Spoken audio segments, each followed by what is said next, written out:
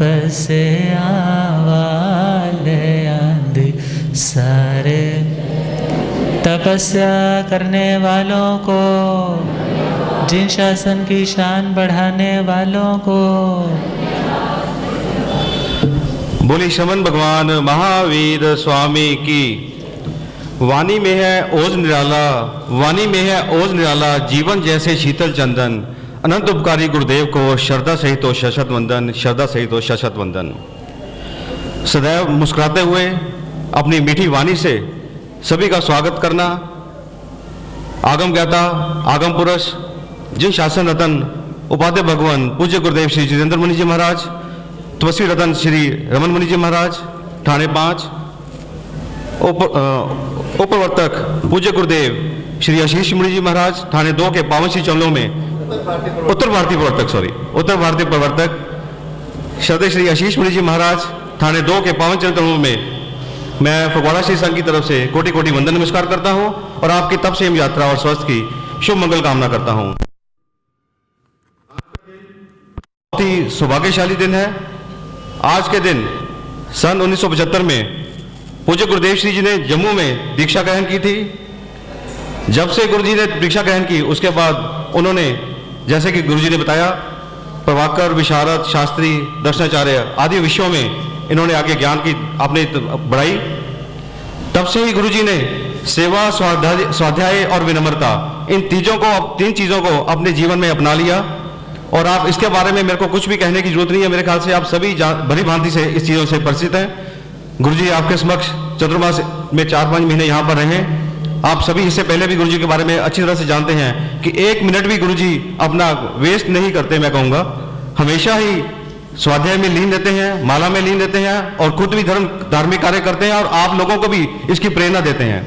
बड़े ही साधु साध्वियों को आपने स्वाध्याय पाठ पढ़ाए और निरंतर पढ़ा रहे हैं। और मेरी परमपिता परमात्मा से, भगवान महावीर स्वामी से यही प्रार्थना है कि आप निरंतर भगवान के मार्ग पर चलते हुए आगे ही आगे बढ़ते रहें, जिस शासन की सेवा करते रहें। यही हमारी समस्त श्री संघ फगवाड़ा की तरफ से शुभकामनाएं हैं। इसके साथ ही मैं प्रवर्तक श्री जी को भी बहुत बहुत बधाई देता हूं समस्त फगवाड़ा श्री संघ की तरफ से। और आज के दिन मैं उपाध्याय श्री जी के चरणों में ये विनती करता हूं, 2 विनती लेकर समस्त श्री संघ आपके समस्त हाजिर हुआ है और आगे भी आप हम पर कृपा करते रहे हैं। और यही मेरी आशा है कि आगे भी आप हम पर इसी तरह कृपा बरसाते रहेंगे। समय समय बाद पहले भी आपकी कृपा रही है श्री संघ पर।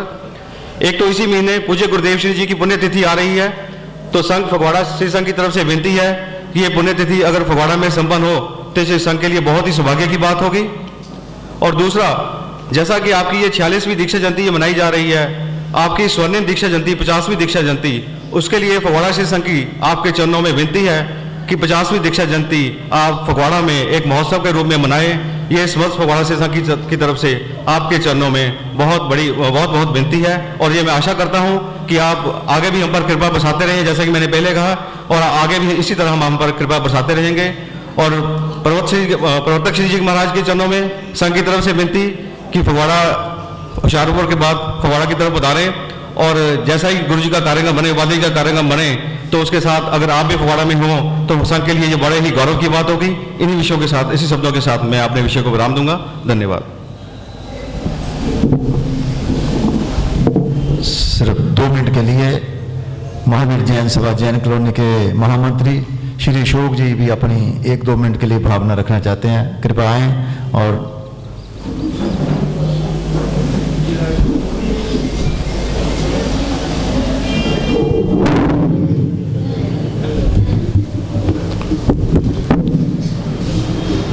परम श्रद्धा, परम पूजनीय आगम ज्ञाता, आगम पुरुष हिमाचल के श्री उपाध्याय प्रोफेसर जितेंद्र मुनि महाराज साहब ठाणे 5 एवं श्रीमद संघीय प्रवर्तक श्रद्धेय श्री आशीष मुनि महाराज साहब ठाणे 2 के पवित्र चरण सरोज में मैं श्री महावीर जैन सभा की तरफ से वंदन एवं नमन करने के उपरांत आप श्री जी का सुख साथ पूछते हैं।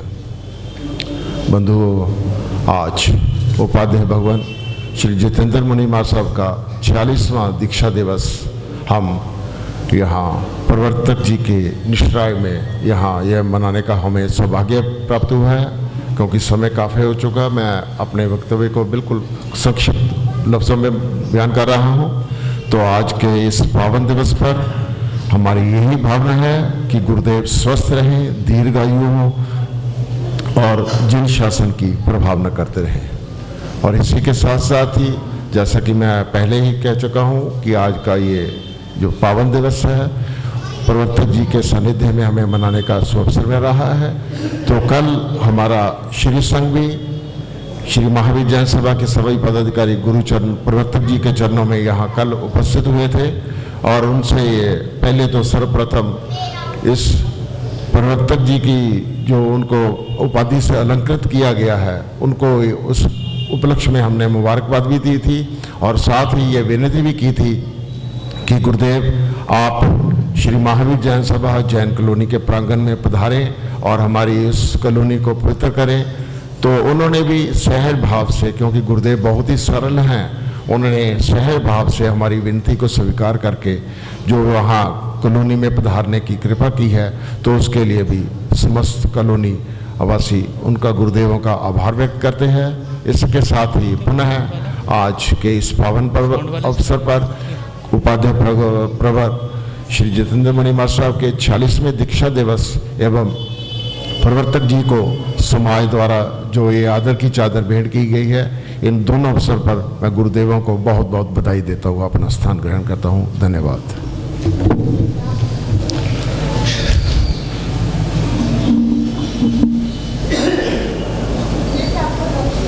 श्रद्धेय आगम चिंतक श्री उत्तम मणि जी महाराज साहब कृपा करेंगे अपने उद्गार पूज्य गुरुदेवों के संदर्भ में। परम श्रद्धेय तत्वचिंतक श्री उत्तम मणि जी महाराज साहब।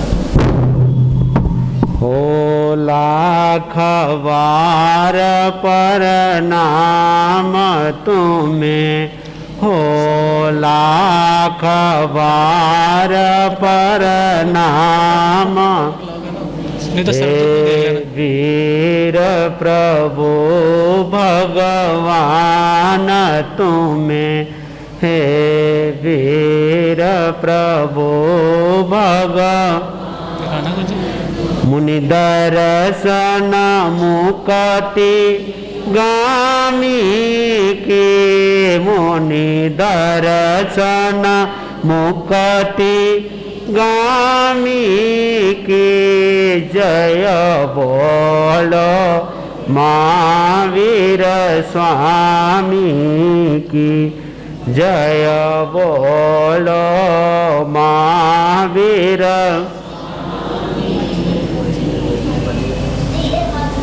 पूज्य गुरु भगवंतों के चरण में सत वंदन करने के पश्चात सुज्ञ बंधुओं और सुशीला माता बहनों, आज का जो सुंदर कार्यक्रम है, एक पंथ दो काज एक फंक्शन में, यहाँ पर दो महापुरुषों का यहाँ पर क्या है सम्मान किया गया है। आप लोग जानते हैं अच्छी तरह से, एक गुरुदेव हैं जो कि उत्तर भारत के प्रवर्तक और क्रियानिष्ठ आशीष मुंजी महाराज साहब और दूसरे जो महापुरुष हैं उपाध्याय परवर शांत मूर्ति आगम ज्ञाता जितेंद्र मणि महाराज साहब, इन दो महापुरुषों का यहाँ पर आदर मान सम्मान किया गया, चादर उड़ाई गई, श्रद्धा की भक्ति की चादर उड़ाई गई। जो आज का जो मुख्य कार्यक्रम में शांत मूर्ति उपाध्याय पूज्य श्री जितेंद्र मणि महाराज साहब, जिनकी आज 46 में दीक्षा जयंती है, नमो उपाध्यायाणम उपाध्याय को मेरा नमस्कार हो।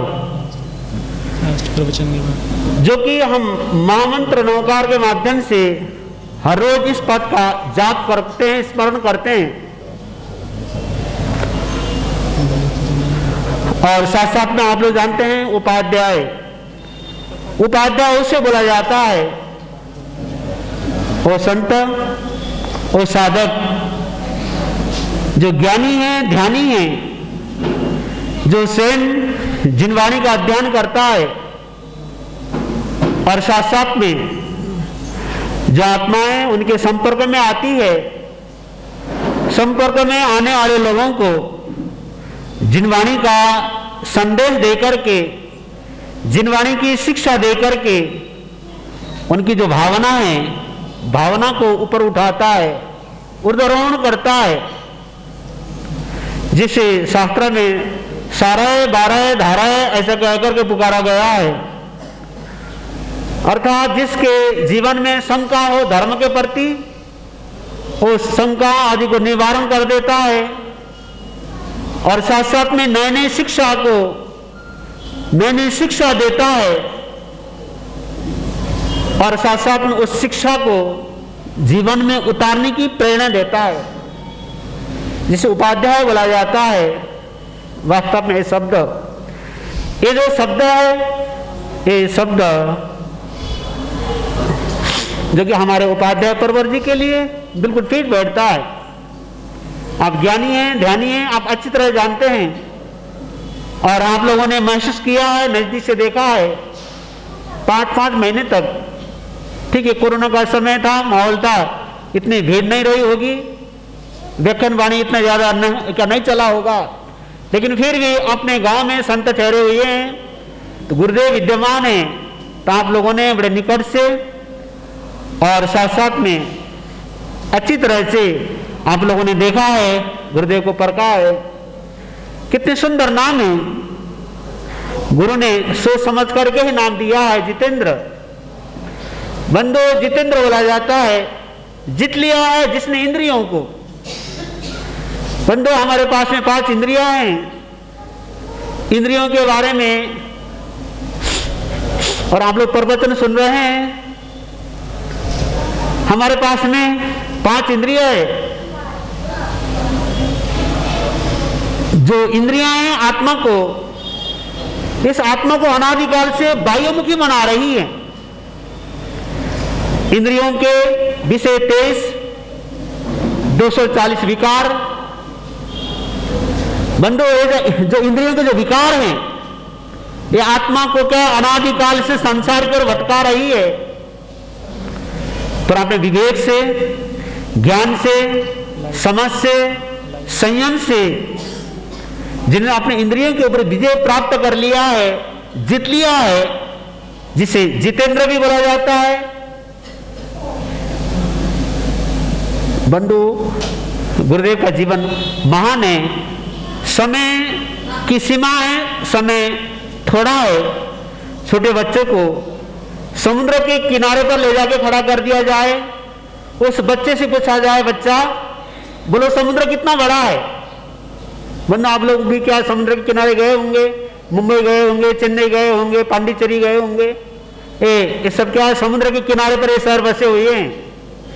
छोटा बच्चा हो या बच्ची हो, उस बच्चे से पूछो समुद्र कितना बड़ा है। वो बच्चे के छोटे छोटे नन्हे हाथ, उन हाथ को फैला करके बच्चा वो क्या बोलेगा, इतना बड़ा है। बच्चा क्या बोलता, इतना बड़ा है। क्या समुद्र इतना बड़ा है? क्या समुद्र तो बहुत बड़ा है, पर समुद्र की जो विशालता है, विस्तृतता है, बंधु उसको उसकी व्याख्या करने के लिए, बताने के लिए उस बच्चे के पास 2 छोटे छोटे नन्हे हाथी हैं, उससे ज्यादा वो अपने हाथ को क्या विस्तृत और फैला नहीं सकता है। तो बंधु इसी प्रकार से क्या गुरु भगवंत जीवन तो महान है, समुद्र की तरह है। हम क्या है, समुद्र के किनारे पर खड़े बच्चे के समान है। हम थोड़े से समय में उस महापुरुष की महान जीवनी संपूर्ण हम व्याख्या नहीं कर सकते हैं, गुणगान नहीं कर सकते हैं। लेकिन बंधु, ये शुभकामना, शुभ भावना है, गुरुदेव का स्वास्थ्य अच्छा रहे, और साथ साथ में और जिन जिन क्षेत्रों को भी या जहां जहां भी गुरुदेव उपाध्याय भगवंत पधारे, उनकी वाणी का लाभ जन जन को मिले, धर्म की प्रभावना हो, ये शुभकामना, ये मंगल कामना। और साथ साथ में दूसरे महापुरुष हैं हमारे गुरुदेव, आप सबके हम सबके गुरुदेव हैं क्रियानिष्ठ, जिनका नाम है आशीष मुंजी महाराज साहब, जिनका जन्म नेपाल में हुआ है। सुदूर तो नहीं है, भारत का पड़ोसी देश है। नॉन जैन परिवार में, महान ब्राह्मण परिवार में जन्म के 18-19 वर्ष तक जैन धर्म क्या है, जैन मुनि क्या होते हैं, नौकार मंत्र क्या होता है, उन्होंने सुना भी नहीं था। क्योंकि क्या नेपाल में वैसे जैन लोग हैं? विराटनगर में, काठमांडू में, क्या काठमांडू में 450 घर हैं, विराटनगर में अपने जैनों के 450 घर हैं। वहां पर क्या है, आपने तेरहपंथी आचार्य का चतुर्मास भी हुआ है। 2-3 साल पहले आप लोगों ने अच्छी तरह जाना है, 2015 में चतुर्मास हुआ था। पर जिस क्षेत्र में और जिस पहाड़ी एरिया में तो गुरुदेव का जन्म हुआ है, वहां पर कोई जैन के एक भी घर नहीं थे, जैन धर्म के बारे में जानते नहीं थे, जैन मुनि के बारे में जानते नहीं थे। लेकिन बंधु पुण्यवान आत्मा, जिनकी जन्म जन्म की साधना होती है, जन्म जन्म की जो साधना होती है, वो साधना खींच करके लेकर के आती है 18-19 साल की उम्र में। तो गुरुदेव का जैन नगर मेरठ में पदार्पण हुआ। महान प्रवर्तक शासन सूर्य पूज्य गुरुदेव शांति स्वरूप महाराज साहब, भीष्म पितामह पूज्य गुरुदेव सुमति प्रकाश महाराज साहब, उपाध्याय श्री विशाल मुंजी महाराज साहब आदि महान गुरुओं का सानिध्य मिला। और अपने जीवन के 20-21 बसंत में सन 1974 में 26 अप्रैल 1974 को क्या गुरुदेव की मुजफ्फरनगर में, उत्तर प्रदेश में जो मुजफ्फरनगर है, वहां पर दीक्षा हुई है। दीक्षा होने के बाद में गुरुदेव लगभग 11 साल तक मेरठ जैन नगर में पूज्य प्रवर्तक शासन श्री शांति स्वरूप महाराज साहब की महान सेवा की है। उनके सानिध्य में रह करके ज्ञान अर्जन किया है, उनकी तन मन से खूब सेवा की है। और साथ साथ में जब गुरुदेव का स्वर्गवास हुआ मेरठ में 85, स्वर्गवास होने के बाद में जो वहां से मेरठ से निकलने के बाद में अपने पूज्य गुरुदेव के साथ में विश्वपिता मां पूज्य गुरुदेव सुमति प्रकाश मुंजी महाराज साहब के सानिध्य में पूरा भारत विचरण किया। महाराष्ट्र में गुरुदेव के 15 चतुर्मास हुए हैं, दक्षिण भारत में 8 चतुर्मास हुए हैं, तमिलनाडु में 3 चतुर्मास हुए हैं, चेन्नई में 2 हो गए हैं, कोयम्बटूर में 1 चतुर्मास हुआ है, कर्नाटक में, बेंगलोर में चतुर्मास हुआ है, केजीएफ में 2 चतुर्मास हुए हैं, कोप्पल में चतुर्मास हुआ है। बंधु कहने का आशय है दक्षिण भारत में 7-8 चतुर्मास हुए हैं, महाराष्ट्र में लगभग 15 चतुर्मास हुए हैं। महाराष्ट्र वाले तो बोलते हैं पर क्या बुद्ध गुरुदेव तो हमारे महाराष्ट्र के ही हैं, हमारे महाराष्ट्र के संत हैं, हमारे महाराष्ट्र के गुरु हैं, उन लोगों की ऐसी धारणा है। आशय यह है गुरुदेव का प्रभाव, गुरुदेव का विचारण बंधु जन को जगाने वाला, विशेष रूप से नव पीढ़ी को। क्या गुरुदेव जहां भी जाते हैं आप लोगों ने देखा है, महसूस किया है। आपके क्षेत्र में तो काफी साल के बाद में 2003 में पधारे थे, उसके बाद अब 17-18 साल के बाद में पदार्पण हो रहा है। जहां जहां भी जाते हैं विशेष रूप से नई पीढ़ी को जगाने के लिए अपने नौकार का संदेश जो सामायिक करते नहीं है उनको सामायिक करो, जो स्वाध्याय करते हैं स्वाध्याय को स्वाध्याय लगाते हैं, जो सामायिक न करने वाले को सामायिक लगाते हैं। तो बंधु ऐसे महान गुरु का, महान गुरु के महान शिष्य शासन सूर्य पूज्य गुरुदेव श्री शांति स्वरूप महाराज प्रवर्तक थे। तो बंधु वही महान पद घूम फिर करके पूज्य गुरुदेव को मिला है। और ये भी 29 तारीख को क्या आचार्य सम्राट ध्यान योगी पूज्य गुरुदेव श्री सिंह मुनि महाराज साहब ने क्या है आपको उत्तर भारत के महान प्रवक्ता के रूप में आपको नियुक्त किया है। आप लोगों का होशियारपुर का एक सुसौभाग्य है कि उपाध्याय श्री जितेंद्र मुनि महाराज साहब का की दीक्षा जयंती का महान समारोह और पूज्य गुरुदेव के चरण महोत्सव का महान समारोह दो समारोह करने का शुभ अवसर आपको आपके शिष्यों को मिला हुआ है। बहुत बहुत सौभाग्यशाली है, बहुत बहुत आप लोगों को क्या है साधुवाद है, धन्यवाद है। और दोनों महापुरुषों तो गुरुदेव के चरण में यही शुभ भावना मंगल भावना है कि भाई गुरुदेव का सानिध्य श्रीसम को अधिक से अधिक मिले और गुरु भगवंतों का स्वास्थ्य सुंदर रहे, अच्छा रहे, इसी मंगल कामना शुभ भावना के साथ में और अधिक समय लेते हुए और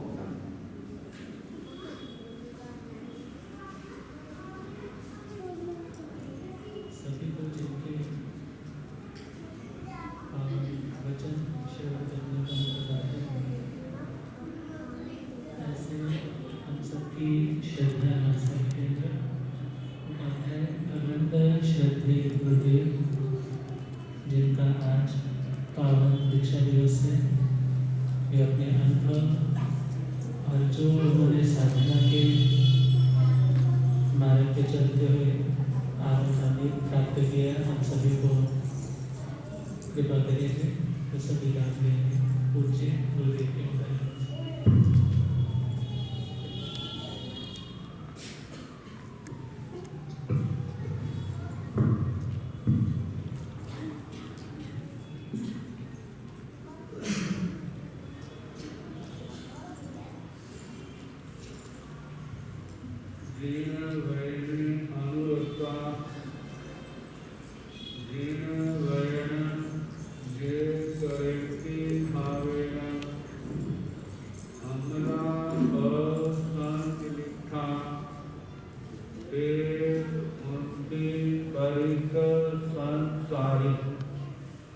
बोलिए भगवान महावीर स्वामी की जय।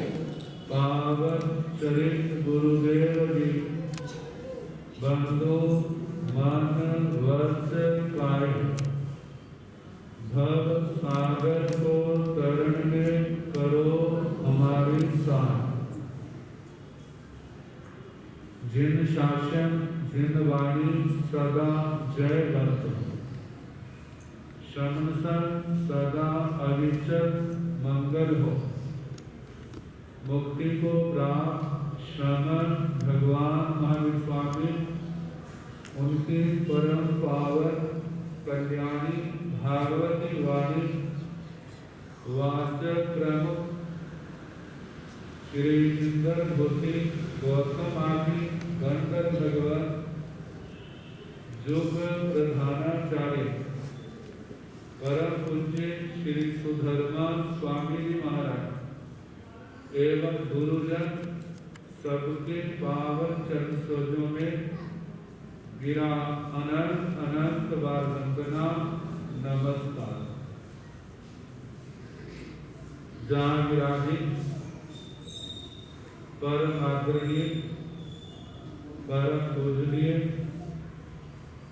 उत्तर भारतीय प्रवर्तक पूज्य श्री आशीष मुनि जी महाराज, मुनिवृंद, धर्म प्रेमी सज्जनों, माताओं तथा आज मेरा दीक्षा है।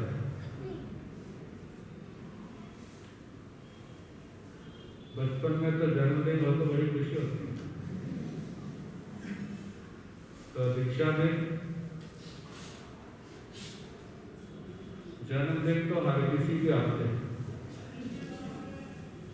लेकिन दीक्षा दिन किसी के आते हैं। हाँ, किसी के नहीं आता।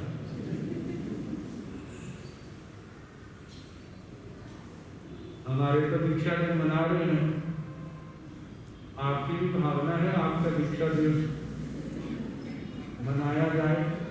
दीक्षा लो, फिर भूमिका बन जाए। दीक्षा क्या है? अपने अपने मत के अनुसार दीक्षा की परिभाषाएं भी अनेक है, लेकिन हमारे दीक्षा की परिभाषा संयम मार्ग में जो प्रवेश का दिन है, वो दिन कौन सा है? दीक्षा का, जिसमें दीक्षार्थी को संकल्प कराया जाता है कि आज से आपका आजीवन 18 पापों का त्याग। मूल में तो यही होता है, 18 पापों का त्याग विद्यार्थियों कराया जाता है। जानते हैं, जो पानी चलता होता है ना, उसमें थोड़ा गंदा पानी मिल जाए तो धीरे धीरे वो क्या हो जाता है? साफ हो जाता है। और यदि बहुत ही मिला दिया जाए, जिसमें मिलाया जा रहा वो पानी थोड़ा पड़ जाए, फिर तो मुश्किल हो जाएगी।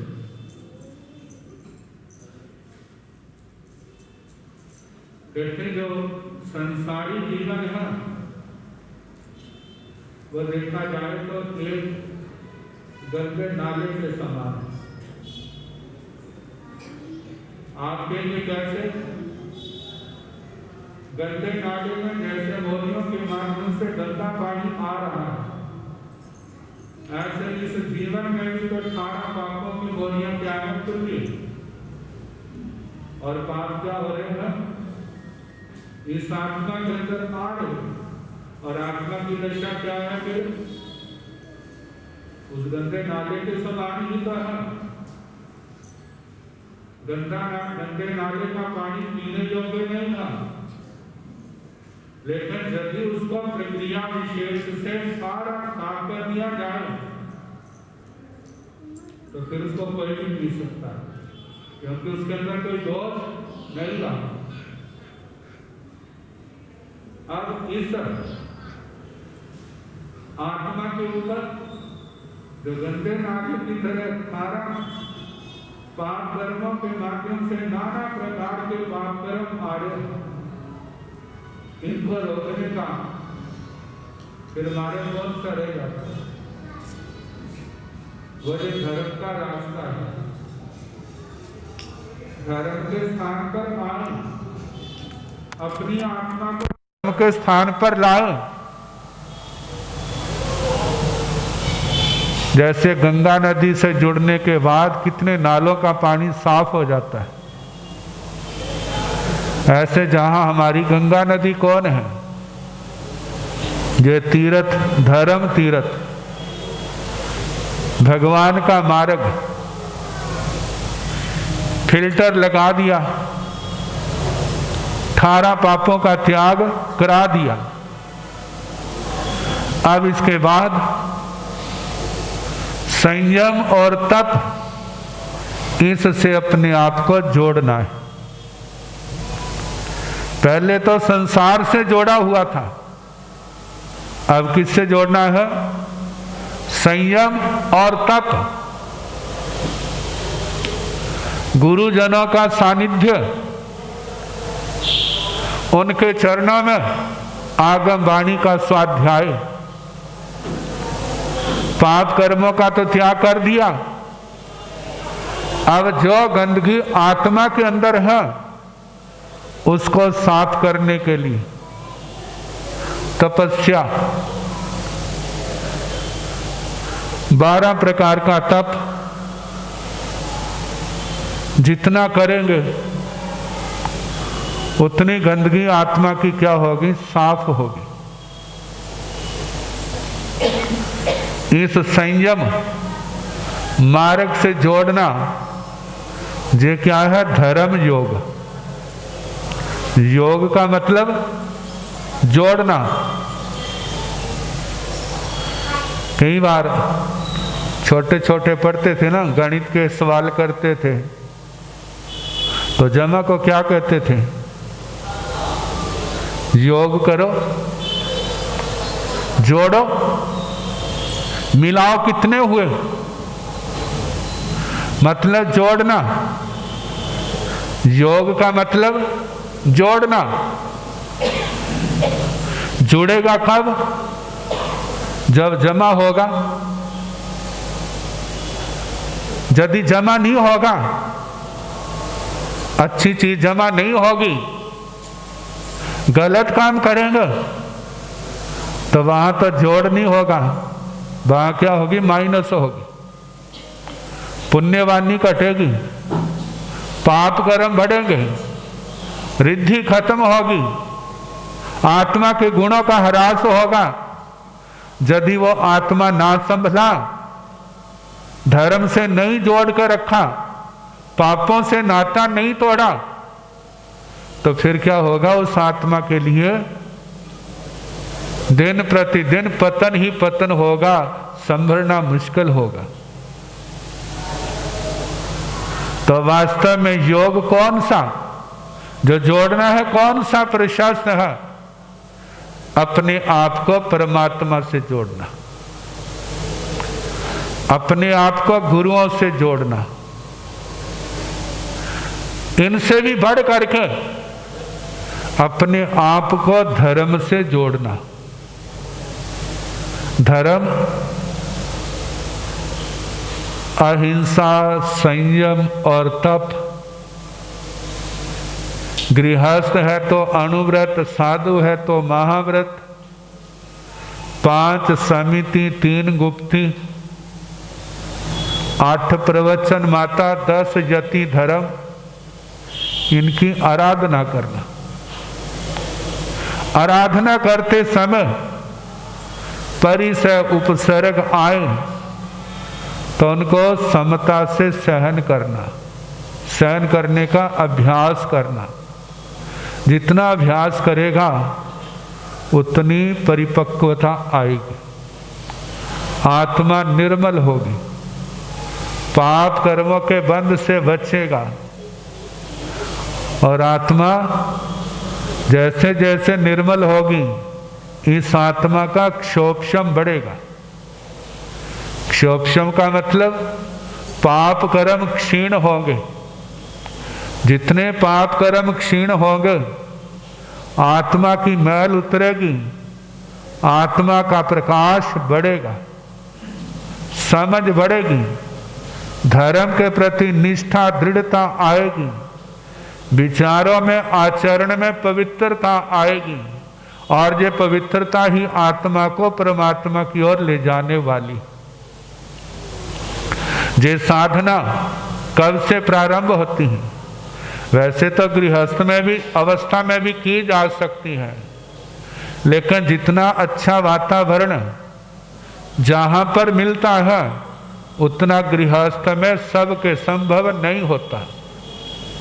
आप जानते हैं पढ़ाई केवल स्कूल में ही नहीं, घर में भी होती है, लेकिन फिर भी कितने पढ़े लिखे लोग हैं वो अपने बच्चों को घर में ना पढ़ा करके कहाँ भेजते हैं? स्कूल में भेजते हैं। क्यों? क्योंकि वहाँ पर विद्या का, पढ़ाई का वातावरण है, घर के अंदर वातावरण नहीं है। कभी माँ आवाज देगी, जा बेटा तेरे पापा तो घर नहीं है, बाजार से जे लिया, कभी जे लिया, जे लिया, तो उसका पढ़ाई के अंदर एकाग्रता नहीं बढ़ेगी। तो इसी प्रकार जो संयम तप का मार्ग इस साधु जीवन में प्राप्त होता है, वातावरण मिलता है, वैसा वातावरण गृहस्थ अवस्था में हर आत्मा को नहीं मिलता। तो कहा जाता है इस जीवन में जो प्रवेश किया वह दीक्षा दिन अब साधना जितना समय बीतता जाएगा वो दिन तो हर साल आएगा। कहते हैं संसार की दिन तो सबके आते हैं। कहते हैं वो क्या चीज है जो बीतने पर घटती ही घटती है, लेकिन वो क्या है जितना समय बीतेगा उतनी वो क्या होगी, बढ़ती जाएगी। क्या होगी, बढ़ती जाएगी। आपकी आयु है ना, जितने जन्मदिन मनाएंगे उतने दिन क्या होंगे, घटते जाएंगे। वैसे तो कहेंगे मैं बड़ा हो गया, लेकिन बड़ा नहीं है, वो तो छोटा होता जा रहा है। जितनी रस्सी जल रही है उतने क्या हो रही है, वो छोटी हो रही है। लेकिन जो संयमी जीवन ऐसा है जितना व्यतीत होता जाएगा उतना क्या होगा, 1 साल का हो गया, 2 साल का हो गया, 3 साल का हो गया, 50 साल का हो गया, 100 साल का हो गया। जितना समय जीवित रहेंगे, संयम में रहेगा, उनकी संयम प्रयास, उनकी साधना, उनका धर्म उतना ही क्या होता जाएगा, बढ़ता जाएगा। और ये भाग्य, जिनका बड़ा सौभाग्य होता है उन्हीं को ऐसा अवसर मिलता है। तो हम अपना सौभाग्य ही मानते हैं। मानना क्या सौभाग्य है, गुरुजनों की शरण मिली, अथाह प्यार मिला, सहारा मिला, उनके चरणों में रह करके जहाँ संयमी जीवन, जहाँ पर स्वाध्याय, जहाँ पर तपस्या, जहाँ पर सेवा, सारे काम क्या है, संबर और निर्जरा के। तो इससे क्या है, आत्मा का परिष्कार, आत्मा की निर्मलता, जीवन की सफलता। और यही आगे बढ़ते बढ़ते आत्मा को एक दिन अरिहंत स्थान पर ले जाने वाली ये पगडंडी है, ये मार्ग है। और एक दिन सारे कर्म क्षय होने पर आत्मा सिद्ध अवस्था को प्राप्त कर जाती। बस गुरुजनों का आशीर्वाद रहे, संघ के अंदर ऐसे ही हमारी साधना बढ़ती रहे। इन्हीं शुभ कामना के साथ आपने शुभ भावनाएं भाई, बधाइयाँ दी, हम उनको स्वीकार करते हैं। आप सबका कल्याण हो। आपको भी ऐसे जैसे हमारे को जो दीक्षा का, संयम का अवसर मिला, आपके जीवन में भी ऐसी संयम की घड़ियाँ आए, आपका जीवन भी सफल हो, हमारी शुभ कामना। प्रवर्तक श्री जी महाराज पधारे हैं, हम सबका, आप सबका अहोभाग्य है। तो आप प्रवर्तक श्री जी महाराज के चरणों में प्रार्थना है कि जितना संभव हो ज़्यादा से ज़्यादा लाभ देने का प्रयास करें।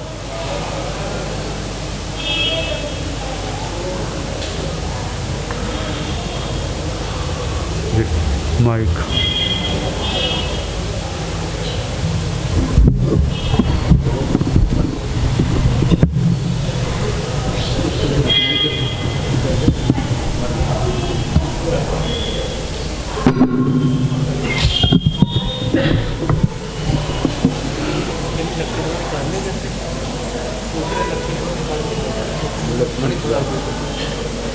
बस मैं छोटा करूँ, ज़्यादा नहीं, वो जो करना कर। है समय नदी की धार की जिसमें सब बह जाया करते हैं। है समय बड़ा तूफान प्रबल पर्वत झुक जाया करते। अक्सर दुनिया के लोग समय में चक्कर खाया करते हैं, लेकिन कुछ ऐसे होते जो इतिहास बनाया करते हैं, इतिहास बनाया करते। आदरणीय मुनिमंडल, उपस्थित धर्मानुरागी महानुभावों, सुशीला माताओं एवं बहनों, सर्वप्रथम अनंत अनंत आस्था के आयाम शासन के महाप्राण श्रवण भगवान महावीर स्वामी के पावन चरणारविंद में आचार्य भगवान, उपाध्याय भगवान एवं आराध्य गुरुदेवों के श्री चरणों में कोटि वंदन करने के पश्चात श्रीमद् ठाणांग सूत्र के अंदर 4 प्रकार के बेटों का वर्णन आया है। अतिजात, अनुजात, अपजात और कुलंगार। दशरथ राजा और कौशल्या रानी, उनको आप और हम कैसे जानते हैं? रामचंद्र जी के माध्यम से। और इसी तरह से वासुदेव कृष्ण, उनके माध्यम से वसुदेव और देवकी, और वो इतिहास पुरुष के रूप में विश्व में ये क्या हो गए, प्रसिद्ध हो गए हैं। त्रिशला माता और सिद्धार्थ राजा भगवान महावीर के कारण उनका नाम इतिहास के पन्नों के अंदर दर्ज हो गया है। शुद्धोधन राजा और महामाया रानी, और वो भी 2500 वर्ष व्यतीत होने के बावजूद विश्व के लगभग कोई 20-25 देशों तक उनका नाम, गौतम बुद्ध का जन्म हुआ, उनकी करनी, उनका आदर्श, उसके आधार पर पूरे विश्व में अतिजात यानी कि माता पिता से कुछ अपने करने के द्वारा, अपने आदर्श के द्वारा ऐसा काम कर कर के वो महापुरुष दिखाते हैं। और यह आने वाले कल में इतिहास पुरुष होकर के पूरे विश्व में उनका नाम तो होता ही होता है, साथ साथ में उनके माता और पिता का नाम भी होता है। और ये उसके साथ दूसरे प्रकार के जो पिता है, और वो पिता है अनुजात। अनुजात पिता यानी कि बेटा।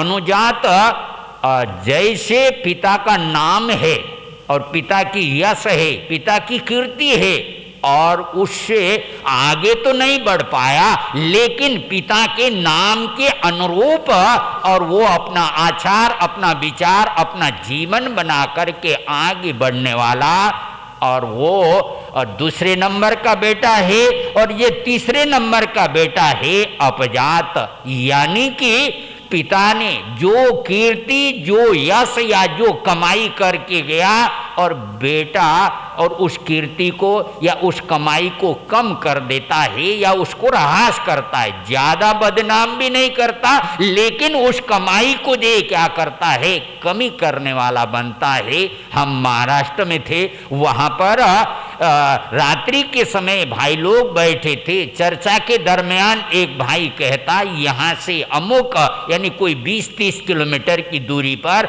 एक भाई के पास 5 टन सोना, अपना ही जैन भाई, उसके पास में 5 टन सोना। पहले मुझे विश्वास नहीं हुआ, ये क्या बोल रहे, 5 टन सोना। महाराज सत्य है, लेकिन और ये बेटा और पोते तक जाते जाते खाने के लिए दाना उनके पास में नहीं, यानी कि और पिता की ऐसी कमाई, और ये बेटा जुआ खेलने लग गया, दारू पीने लग गया, या और को व्यसन के अंदर चला गया, सब कुछ खो दिया। और खोने वाला तीसरे नंबर का पुत्र, और कुलंगार उसको कहा जाता है। और कहाँ पौलुस ऋषि का नाम, कहाँ पौलुस ऋषि का आदर्श, और कहाँ रावण की बदनामी। हमारे जैन इतिहास के अनुसार, जैन गणना के अनुसार मुनि सुब्रत स्वामी के जमाने में रामचंद्र हुए हैं, रावण भी उसी समय, और वो काल गणना के हिसाब से 11 लाख वर्ष का, लगभग 11 लाख वर्ष का लंबा पीरियड हो गया। और तो भी रावण इतना बदनाम, क्योंकि उसने गलत काम किया है और उसके कारण बदनाम हुआ है। तो भाइयों बहनों, मैंने जो कि हिमाचल प्रदेश के जोहो नाम के टब्बा गांव में जन्म लेने वाले हमारे उपाध्याय परवर वकील चंद जी राजपूत व्यास देवी और उनके पावन प्रांगण में जन्म लेकर के आगे बढ़ने वाले, मूल रूप में तो ज़्यादातर राजपूत परिवार के अंदर, और आज तो विशेष करके जिसको हम जैन कहते वो भी नई पीढ़ी का खान पान बिगड़ रहा है। वहाँ पर पता नहीं खान पान भी कैसा होता था, और न कभी जैन धर्म के संपर्क में या उसमें, लेकिन पूज्य परवर और ज्ञानी ध्यानी तपस्वी उपप्रवर्तक और ये विशेष करके पंडित परवर जगदीश मुनि जी महाराज साहब के संपर्क में आने के बाद जीवन में ऐसा मोड़ आया। साधक आत्मा तो आज की नहीं, पूर्व की साधना और थी, वो जागना था और यह उपादान जगाने वाला, और ये वहाँ पर मिले और संपर्क में आए केवल 4 महीने के छोटे से पीरियड के अंदर, और बदलाव होकर कि जैन भागवती दीक्षा अंगीकार करके अपने जीवन को संपूर्ण रूप से और जिन शासन के अंदर समर्पित कर करके आगे बढ़े। गुरु ज्ञानी थे, गुरु ने और शिष्य को गढ़ने शुरू किया। जैसे शिल्पकार बेडौल पत्थर को घन और छेनी के माध्यम से तराश करके नयनाभिराम मूर्ति का आकार ये क्या कर देता है, दे देता है। गुरु कारीगर सरीखा गड़ गड़ काटे खोर, अंदर हाथ सहारा दे, बाहर मारे चोट ओ भैया, बाहर मारे चोट। ये सब गुरु किस तरह से घड़ता है। जैसे कुम्हार घड़े को जे क्या करता है, मिट्टी खोद के लाता है, पानी डाल करके लात से पैरों से रोंद करके उसको लचीला बनाता है, उसको चाक में चढ़ा करके, और उसके बाद अंदर से हाथ ऊपर से पाटियां मारते हुए और उसको घड़े का रूप दे करके उसको आंच में पकाने के बाद सुरक्षित रूप से उस घड़े को काम लिया जाए तो 10 साल 15 साल 20 साल उससे भी अधिक समय तक और काम आने वाला ना चीज मिट्टी को इस तरह का आकार देने का काम वो कुम्हार करता है। इसी तरह से गुरु ने घड़ करके दीक्षा के समय नाम दिया जितेंद्र, वाकई ही, और ये जैसा नाम वैसा काम अपने इंद्रियों के ऊपर विजय प्राप्त करते हुए शांत दांत धीर और गंभीर, इतने प्रकांड पंडित, इतना ज्ञान, लेकिन कहीं पर भी अहंकार और उनके निकट विजय क्या करता है, फटक नहीं पाता है। रात्रु को प्रतिक्रमण के बाद बैठे थे और आप श्री जी आचार्यों का नाम सुनाने लगे, और इस आचार्य के इतने शिष्य हुए, इनके शिष्यों की ये शिष्य परंपरा है, इनके ये शिष्य परंपरा है, उनकी वो शिष्य परंपरा है, उनकी वो शिष्य परंपरा। मैं तो सुन करके भी हैरान, यार कमाल है, इतना याद आता, इतनी स्मृति, और ये इस तरह के यानी कि शास्त्रों को और बाहर के फालतू की इन बातों में उन बातों में गृहस्थी की चर्चा के अंदर नहीं, वाकई साधु जीवन लिया ही। जिनेंद्र परमात्मा की वाणी के अनुसार अपने जीवन को ढाल करके खुद ढलना और यह संपर्क में आने वालों को भी ज्ञान दे करके, ध्यान दे करके, साधना दे करके। ये सर्दी का मौसम, और कहते हैं सर्दी के मौसम में तो वैसे भी भूख अधिक लगती है, और उसमें भी तपस्या करने वाले कल 6 भाई पोषद के रूप में थे, यानी 8 पहरी पोषद, 24 पोषद के रूप में थे। सुबह सुबह 2 बहनें आई और एक बहन का 7वां उपवास आप श्री जी से और प्रत्याख्यान के लिए कहा। योग की बात मैं भी वहाँ पर, और आपकी बड़प्पन यानी ज्ञान में, ध्यान में आप मेरे से बहुत आगे, बहुत आगे। मैं तो कुछ भी नहीं आपके सामने, लेकिन और आप यानी आप कुछ जाप में थे। इशारे से पचखान दिलाने के 7 उपवास का पचखान बहन ने अंगीकार किया। दूसरी बहन ने 24 उपवास। तो मतलब ये कहने का, जब पिछले साल जगदीश मुनि जी महाराज साहब दीक्षा जयंती थी, पुण्यतिथि 29 दिसंबर अमृतसर में पुण्यतिथि के प्रकरण पर हमारा वहाँ पर पहुँचना हुआ था। तपस्या की लाइन लग रही थी देख करके भी, यानी और इतनी पिछले साल, अभी तो थोड़ी सर्दी इतनी नहीं पड़ी है, पिछले साल बहुत तेज सर्दी पड़ गई थी, और बरसात भी कुछ कुछ दिनों के बाद लगातार होती रही थी पिछले साल। और ऐसे सर्दी के वातावरण में 72 घंटे का नौकार मंत्र का जाप, वो भी नया थानक। अभी ये उसमें दरवाजे भी बराबर लगे हुए नहीं, इधर भी देखो ठंडी, उधर भी चारों तरफ से ठंडी, ठंड का वातावरण।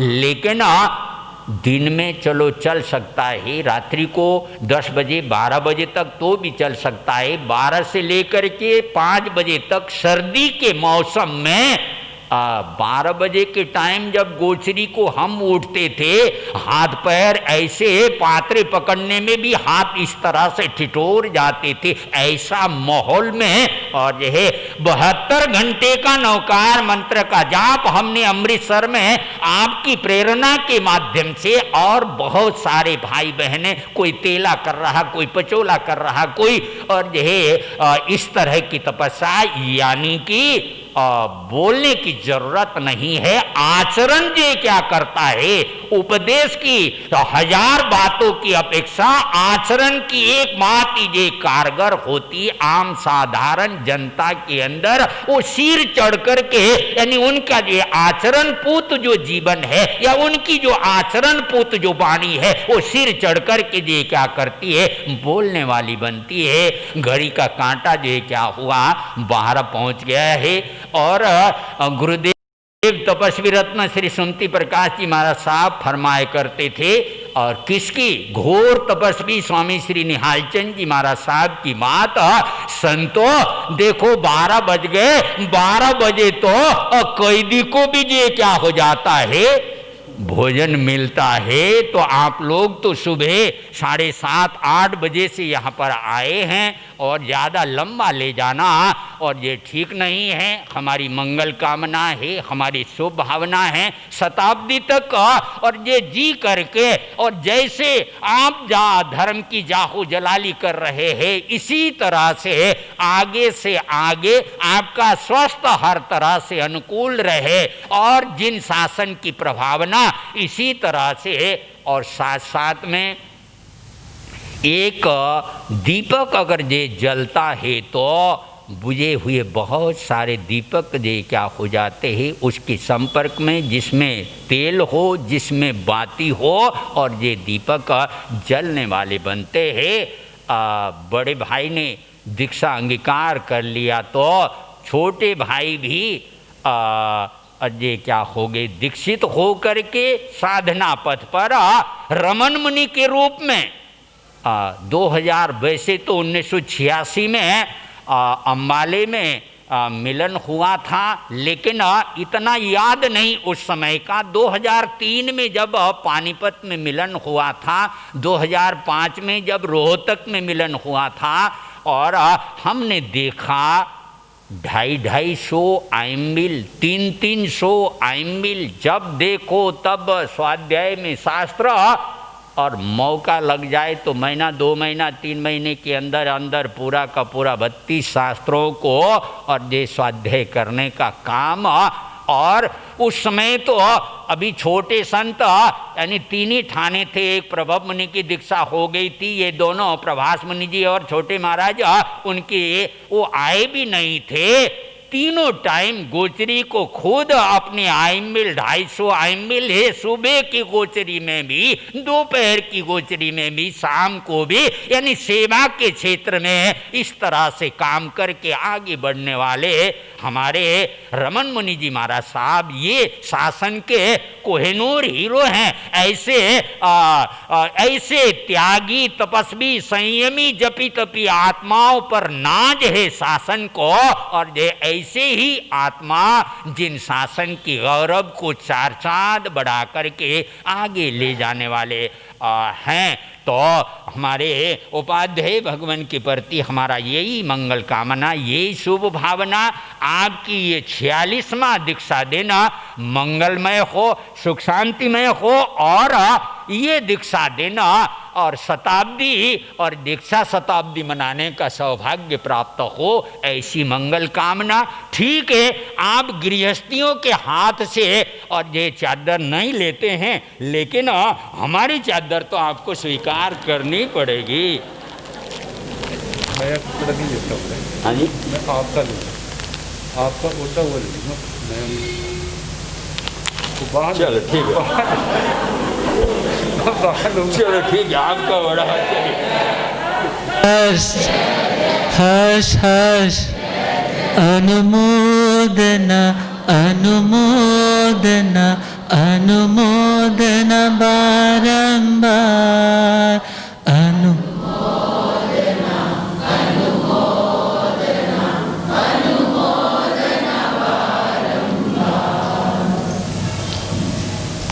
कभी कभी वक्त आता है आदमी शब्द रहित हो जाता है।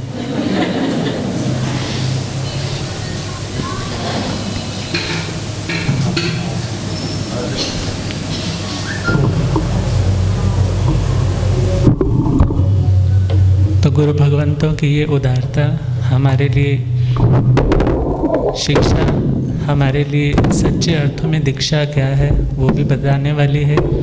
तो दोनों महापुरुष अपने मार्ग पर अग्रसर होते हुए हमारे पथ को भी आलोकित करते रहे, इनका कृपा वर्षण हमारे पर बरसता रहे।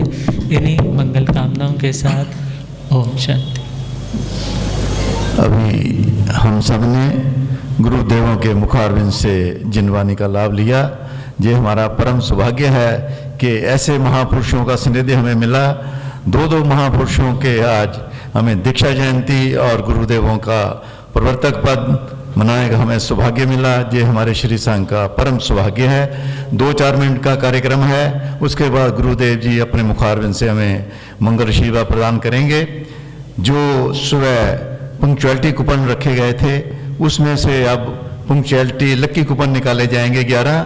ये लक्की कूपन जो हैं लाला सेठ रोहताश कुमार जी जैन और मैसर हरिचंद रोहताश कुमार जी, गौरव कुमार जी जैन परिवार की तरफ से हैं, और उन्हीं की तरफ से प्रभावना भी एक विदित की जा रही है। सभी से निवेदन है कि जो भी प्रभावनाएं हैं वो उसका आप अवश्य ग्रहण करके जाएं। एक प्रभावना लाला रोशन लाल राकेश कुमार जी जैन और श्री चमन लाल अनिल कुमार जी जैन, पुनीत कुमार जैन की परिवार की तरफ से सामूहिक रूप से है, और एक प्रभावना श्रीमती सीमा जैन वाइफ ऑफ श्री राकेश कुमार जी जैन और मैसर्स जैन एंड कंपनी परिवार की तरफ से ही है, और एक प्रभावना श्रीमती सुदेश जैन वाइफ ऑफ श्री कीमती लाल जी जैन गोडवाले रश्मि जैन जी की तपस्या की खुशी में और गुरुदेवों की जन्म जयंती की और प्रवर्तक श्री जी की जहाँ पधारने की खुशी में श्रीमती रश्मि जैन एवं श्री जितेंद्र जैन जी परिवार गुड़ वालों की तरफ से रहेगी। तो सभी से निवेदन है कि प्रभावना का प्रसाद अवश्य ग्रहण करके जाएं। और उसके बाद साथ ही नीचे नाश्ते की व्यवस्था भी रखी गई है। ये नाश्ते की व्यवस्था जो है एसआई जैन सभा के पदाधिकारियों की तरफ से रहेगी। तो सभी से निवेदन है गुरुदेवों से मंगल आशीर्वाद लेने के पश्चात नीचे नाश्ता अब ग्रहण करके जाएं। अब 11 लक्की कूपन निकाले जाएंगे और उसके बाद गुरुदेव मंगल आशीर्वाद पकड़ेंगे। कैशियर साहब, चेयरमैन साहब, लक्की कूपन कटवाओ।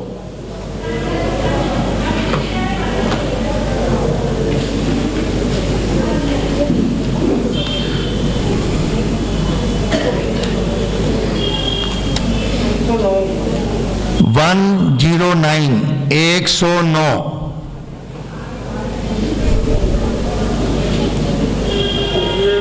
हाँ, हमारे मध्य फुवाड़ा के अध्यक्ष श्री कीमतेलाल जी आए हैं। मैं उनसे निवेदन करूंगा कि वो अपने कर कमलों से जो भी लक्की मोहनबाब निकले, जिसका भी लक्की कूपन, उसको लक्की कूपन का जो पुरस्कार है वो प्रदान करने की 109 कटो दोबारा अगला 10 नंबर ओनली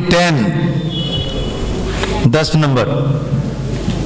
हाँ जी, टांडा से प्रधान श्री जी से निवेदन करूंगा वो कृपा आए और अपने कर कमलों से ये पुरस्कार। कितना बेटा? 10 नंबर बोलो जी अगला।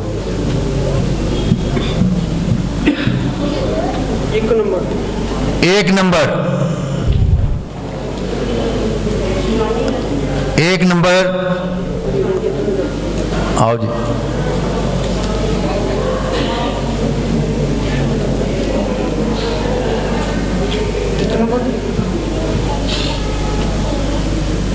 एक नंबर दो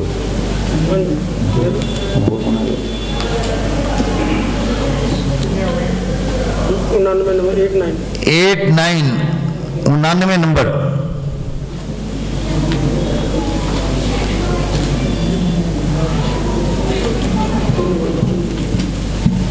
चलो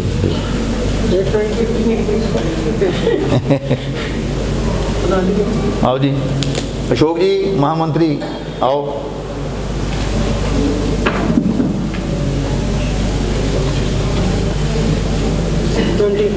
हाँ जी 20 नंबर।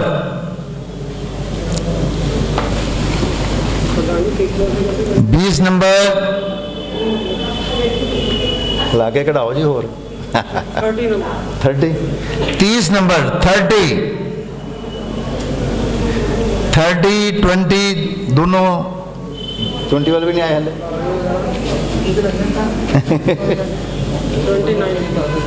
29 नहीं जी, एक 20 भी है, 30 भी है, 29 भी है। तीनों में से जो है वो आकर अपना पुरस्कार ले लें।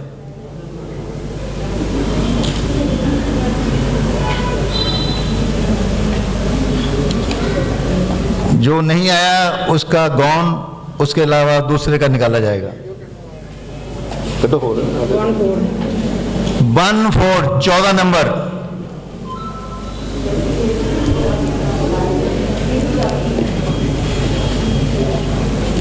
देख लो मेरा कलर।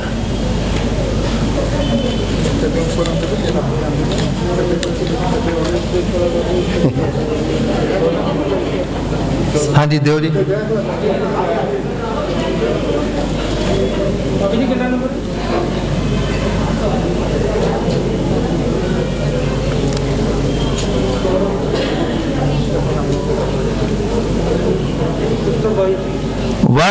तो 122 नंबर। 122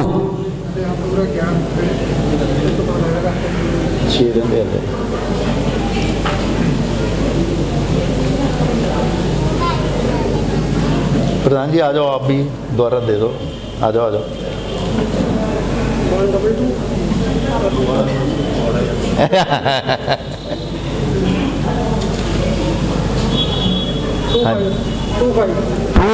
25 नंबर 25। वाह जी वाह, तपस्विनी बहन जी का जो निकला है। देव जी टांडा से प्रधान जी आइए कृपया।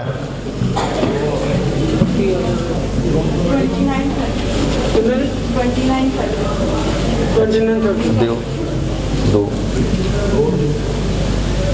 देव जी श्रीमती रश्मि जैन जो कि तपस्या में भी लीन है। चलो किसी का हुआ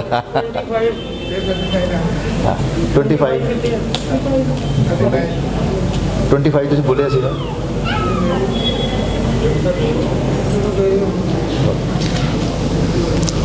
ਹਾਂਜੀ अगला बोलो हूँ 2 हो रहा है 39 तो देता उन्हीं लगाया था 29 अच्छा 39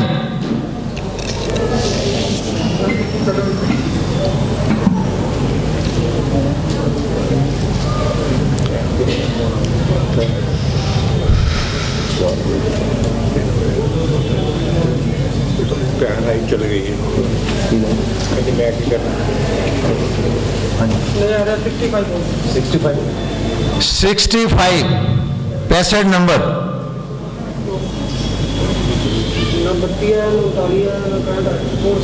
चलो और रखो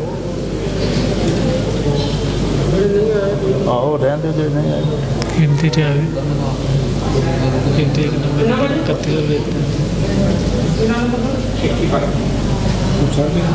साढ़े 3 देव जी हाँ जी कर गए है जी 39 है थोड़ा ले आओ आ जाओ फिर प्रेमो जी चल हो गए सारे हो गए कंप्लीट। सभी से निवेदन है कि गुरुदेवों से आशीर्वाद लेने के उपरांत नीचे नाश्ता अवश्य लेकर ही जाएं। सभी से निवेदन है।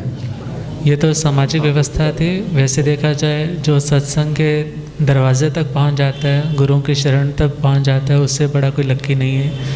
तो आप सभी सौभाग्यशाली हैं जिन्हें गुरुदेवों का सानिध्य मिल रहा है और जिन वाणी की गंगा निरंतर प्रवाहमान है। और आज दोपहर की क्लास नहीं रहेगी गुरुदेव वाली, और कल सुबह से 8:30 से जो समय रहेगा 8:30 से स्टार्टिंग है 10 सवा 10 बजे तक, 10 बजे तक या 10:15 तक, क्योंकि अब ज़्यादा लाभ मिलने वाला है। तो ज़्यादा लाभ मिले तो ज़्यादा प्रसन्नता होनी चाहिए। तो कुछ दिन का लाभ है, ज़्यादा से ज़्यादा उस तरीके से मैनेज करके आइए और ज़्यादा से ज़्यादा लाभ लीजिए इन्हीं मंगल कामनाओं के साथ। कोई सूचना शेष हो? बोलिए शासनपति भगवान महावीर। और आज हमारे भाई अरुण जी का दूसरा पौषध है, उनको भी हार्दिक साधुवाद है। और जो जो पौषधों में लीन रह रहे हैं, जिनकी तपस्याएं चल रही हैं, बहन सरिता जी की भी तपस्या चल रही है। आज उपवास का पचखान, व्रत के पचखान रह गए जी, कृपा कीजिए। उपवास का पचखान, तपस्या करने वालों को आई मिल का पचखान हो किसी का, आई मिल एक आसना, खड़े होकर के पचखान ले लीजिए, एक आसने का पचखान। आपका जन्मदिन इधर कर दो, आज आपका जन्मदिन है, आपके मुखार भी से जोड़ने जिसका जन्मदिन होता है मंगल पाठ सुनता